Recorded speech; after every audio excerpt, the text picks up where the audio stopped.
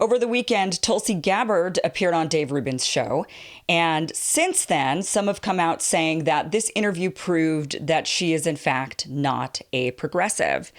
So I kind of want to go over this because I do think that there's been I really think that a lot of this issue hangs on the definition of what a progressive is. And so I want us to kind of walk through this a little bit because I do think it's pretty important. Because I think if you're going to claim someone is not a progressive, I think it's important that you first define and explain to people what you think a progressive is. So we're going to get into that today. But before we get into that, I do want to kind of go over some of the things that were discussed during the interview, some of the things that she said. First of all, they started off with Tulsi suing Google, talking about her going after the largest tech company in the world. I think Google is the largest tech company in the world.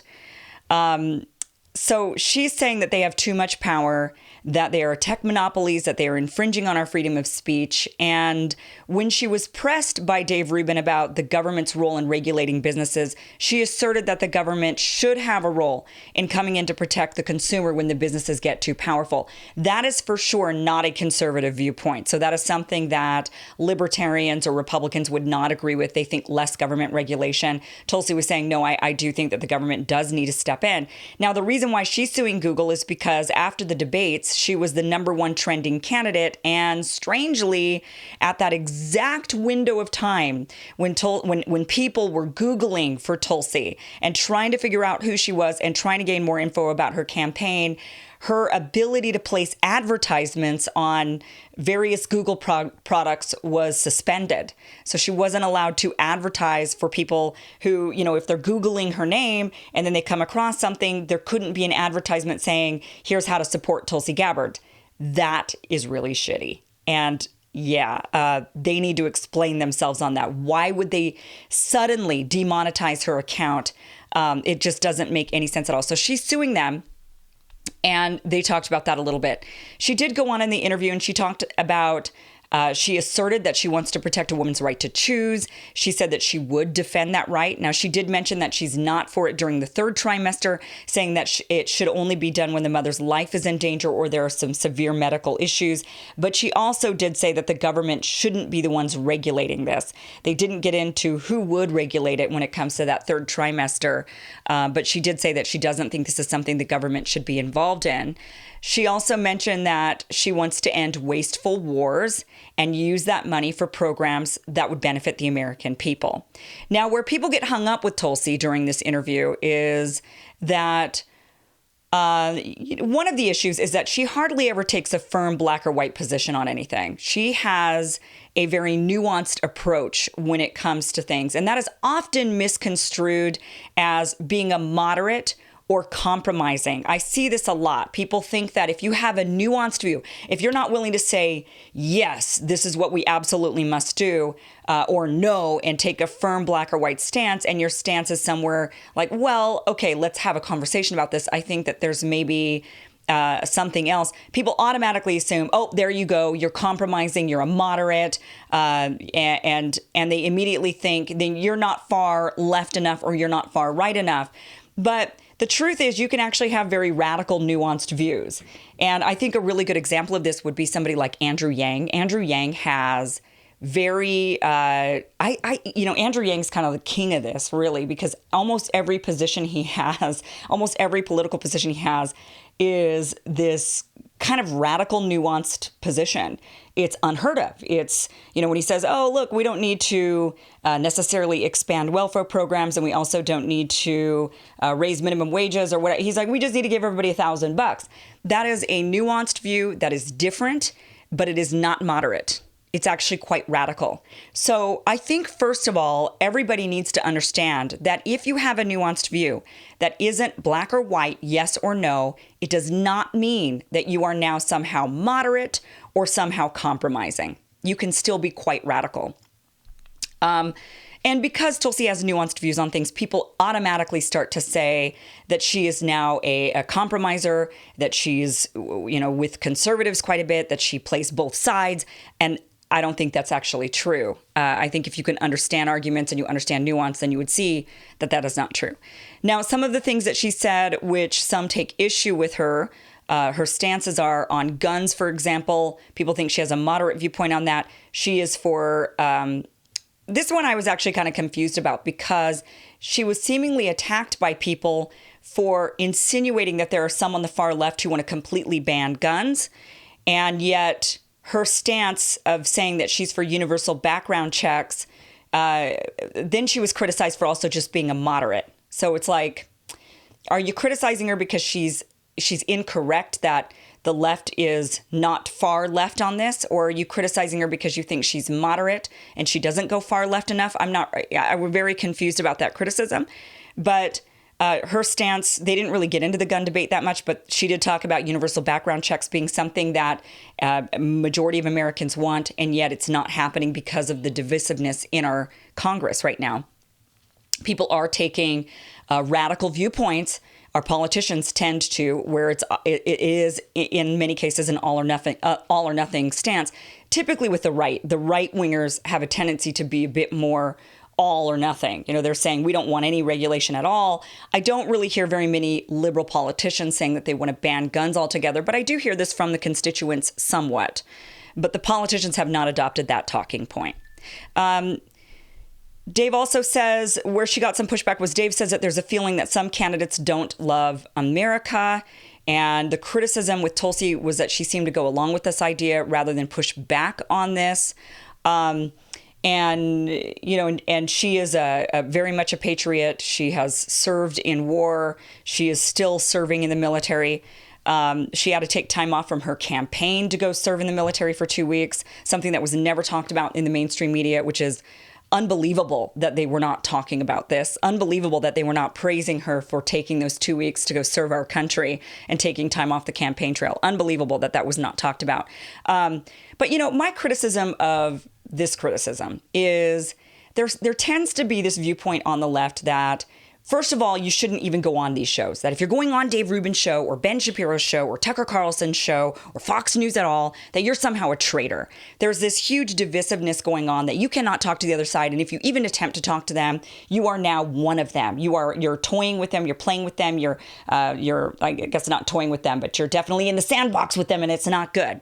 And that is so un-American, fundamentally un-American, guys. We have to talk to each other because we're Americans in America trying to solve American problems. And the only way you do that is by talking to your fellow Americans, even the ones you don't agree with. You have to, because you do need to come to some level of understanding with one another. And sometimes you do have to compromise. I know it tends to be a dirty word, but sometimes you have to do that. But when it comes to these shows, these audiences that are there are these Americans that you could reach out to.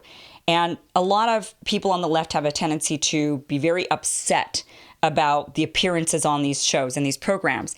And they think, well, okay, fine. If you're going to do it, then when you get there, you better fight. You better fight them. You better tell them how awful they are. And you better push back really hard. And that to me is... it just doesn't make sense, and it's not really realistic, quite frankly. I mean, it isn't Fox News. This isn't CNN. It isn't MSNBC.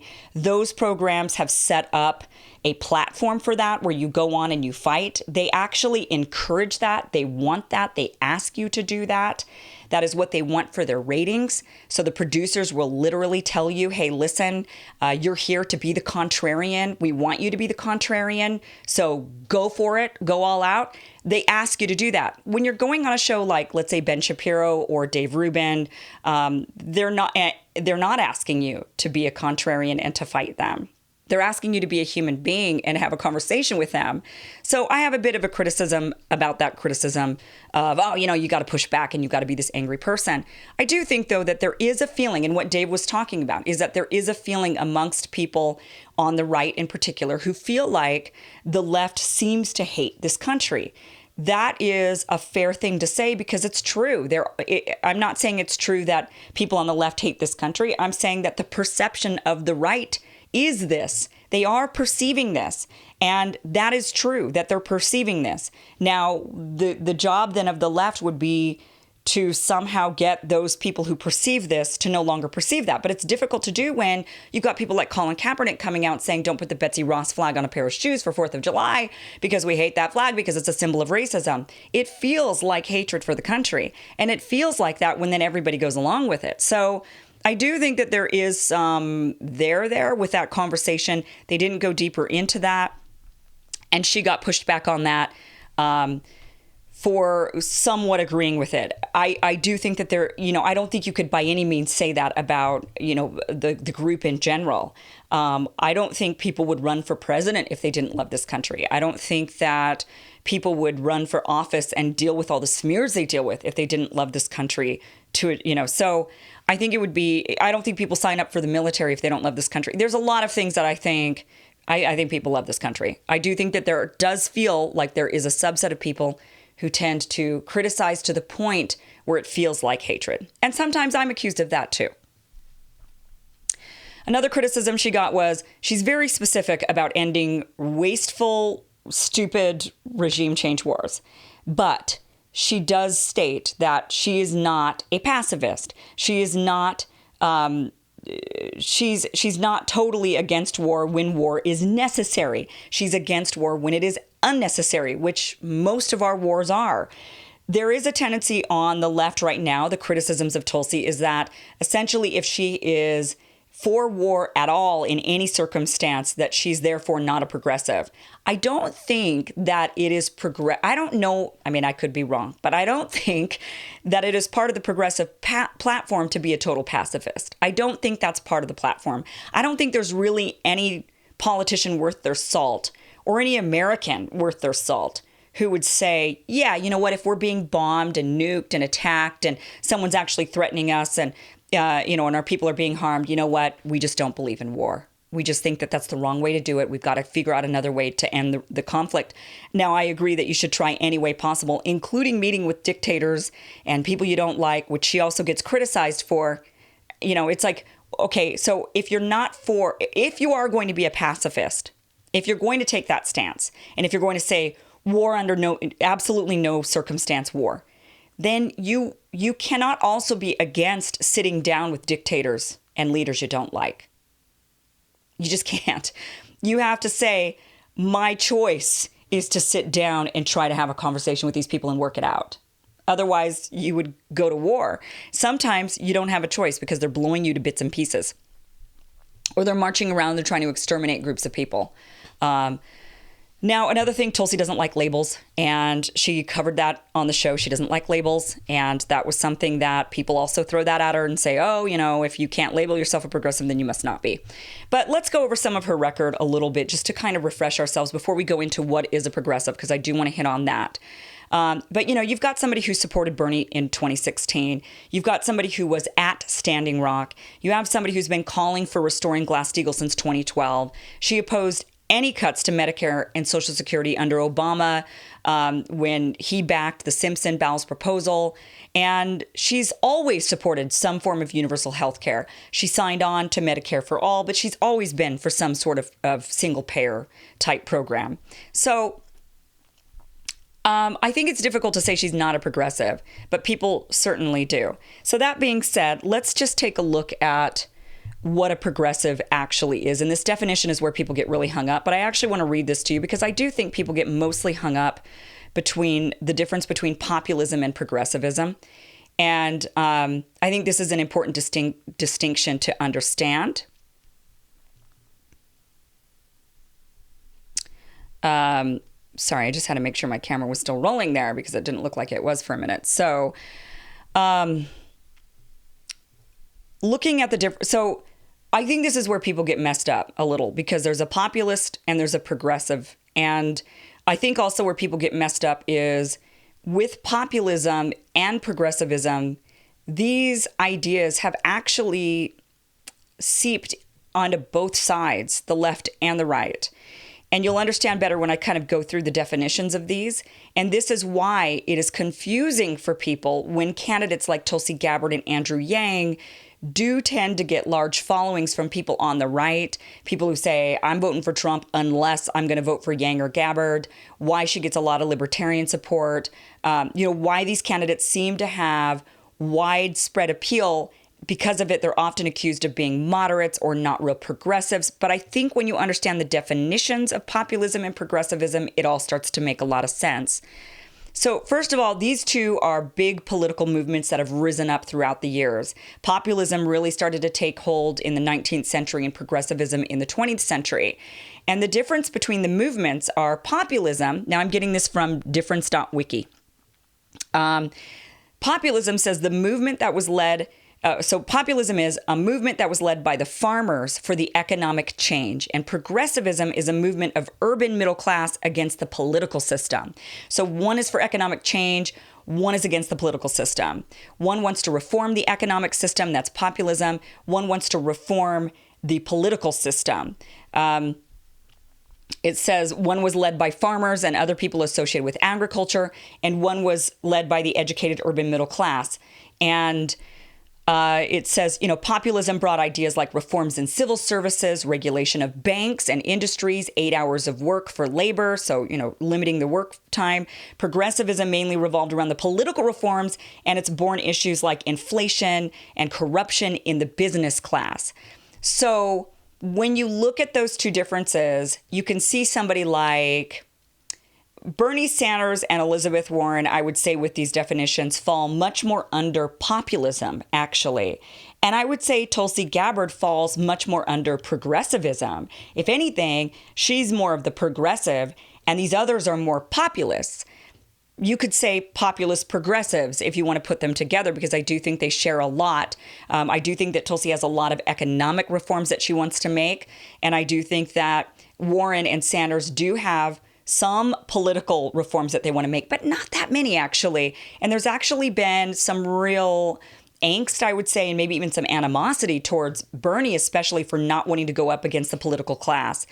Somebody like Tulsi, on the other hand, when we look at progressivism and the actual definition of it, who's suing Google? Tulsi Gabbard. She's taking on a huge basically, and I know Google is a business, but it's a business that's kind of running our politics.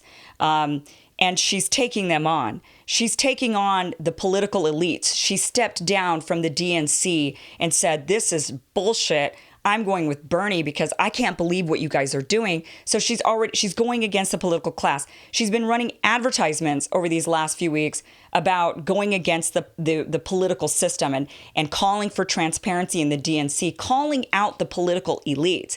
If that's not progressivism, I don't know what is, guys, because that is what progressivism is. Progressivism has always been at its root going against the political elites, going against the establishment. That is progressivism.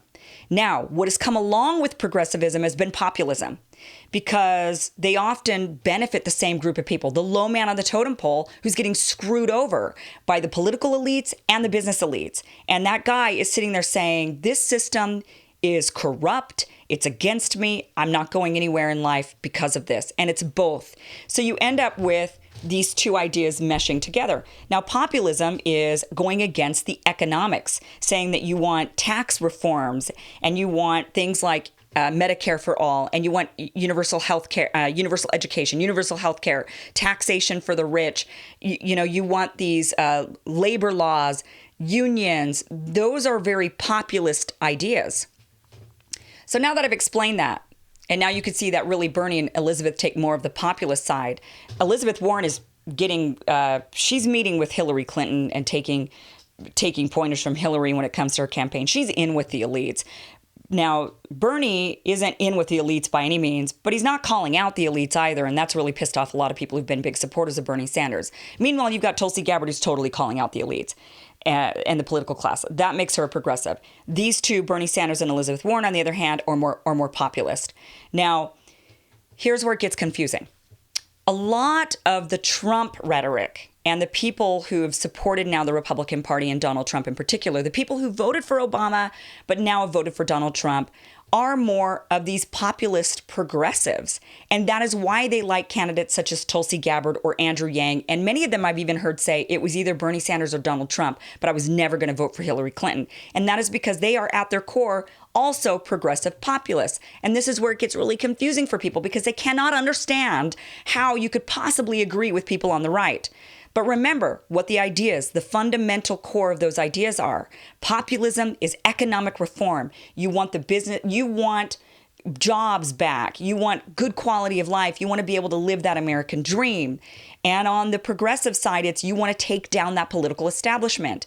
Many people on the right felt like Trump was the Molotov cocktail that was going in to blow up the political system, to go in and tell the political elite, to give the political elites the big middle finger. And on the economic side, he was saying all the things that rang with their populist ears, which was, I'm going to bring you jobs back. I'm going to make it great for you again. You're going to be middle class again. You're not going to struggle anymore. I'm going to do this for you. So you can see why, for one, why it's so important we do not have another establishment, run-of-the-mill Joe Biden person that gets the nomination, because that is not where we're at today. The progressive populist movement is here, and it is on both sides. And people are craving a candidate who speaks that language to them. And candidates such as Tulsi Gabbard do. So when they hear her message, people on the right say, I like her. I like what she has to say. And I like that she's a patriot. She's served in war. And she's saying, hey, listen, I'm not going to go all radical on you with some of these other things that are not progressive or populist at all. There's many ideas that are on the left and many ideas on the right that have nothing to do with progressivism or populism. Conversations like immigration or gun control actually don't have anything to do with either of those issues. So that's where we see the separation, and that's where people get really confused, because when you start to mix in those other issues, things get really, really muddy, and you could see why, because it's like, where does abortion fit with political elitism and economic elitism? It doesn't really quite fit in there. Where's the debate on gun control fit in there? I mean, you could say, well, the NRA and the big gun manufacturers, and that's true, but you could also say there's the average, Jim Bob that wants to keep his gun, and he's not at all economic or political elite, and he's feeling this angst about his culture or whatever, So there are some topics that have been mixed into the fray that don't really fit into either of those buckets. And that's where people get really, really confused. So I hope that I explain this a little bit better and kind of understanding where these criticisms come from. My main point is, if you're going to criticize somebody and say they're not a progressive, my question to you is what is a progressive to you? And if you could define that clearly, then we can kind of go forward on defining who's a progressive and who isn't a progressive. But according to what I see and my definition of what I've always held, which was against the political establishment, Tulsi Gabbard is the most progressive candidate in the race. She's the one going after the DNC right now. She's the one who resigned from the DNC and who actually supported Bernie Sanders. She's the one who is going after Google, who has often been supporting of these politicians. So that's where I see it. I think you got to make your definitions known. And thank you so much for watching. If you would like to support this channel, because I often get demonetized, and I'm not sure how this video will do because I did talk about Google, and I'm on YouTube, and it's Google.